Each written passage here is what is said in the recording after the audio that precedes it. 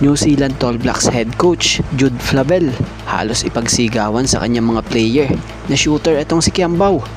Para saan nga ba at bakit nga ba ito ginawa nitong si Coach Jude Flavel?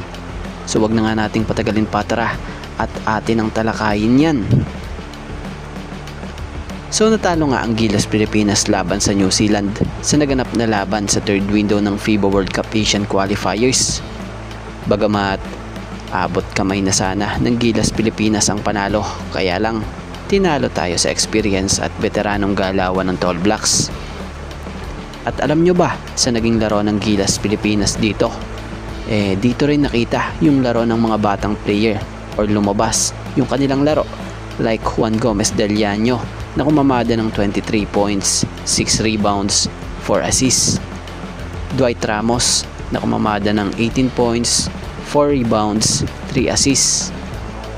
Carl Tamayo, 17 points, 4 rebounds, at 1 assist. And Kevin Kiambao na kumamada ng 23 points, 3 rebounds, at 2 assists. At speaking of Kevin Kiambao, alam nyo bang sa larong ito, napakagaling at naging pangunahing sandigan si KQ sa opensa ng Gilas Pilipinas sa kanilang 106-102 double overtime na laban kontra New Zealand Tall Blacks sa third window ng FIBA World Cup Asian Qualifiers. Nagtapos siya bilang top scorer ng team na may 23 points, kasama ang crucial na tira niya na nagdala sa laro sa ikalawang overtime. Siya nga rin ang naging pampakalma ng Gilas nang natutuliro ang mga veterano. At alam nyo ba sa naging isang sitwasyon sa laro rito?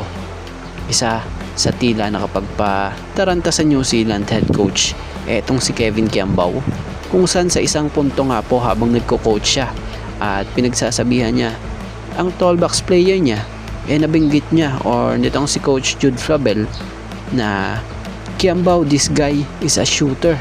So tila pinapaalala ng coach na ito na kailangan nila ito pigilan dahil alam ng head coach na ito kung gaano ka-shooter itong si KQ.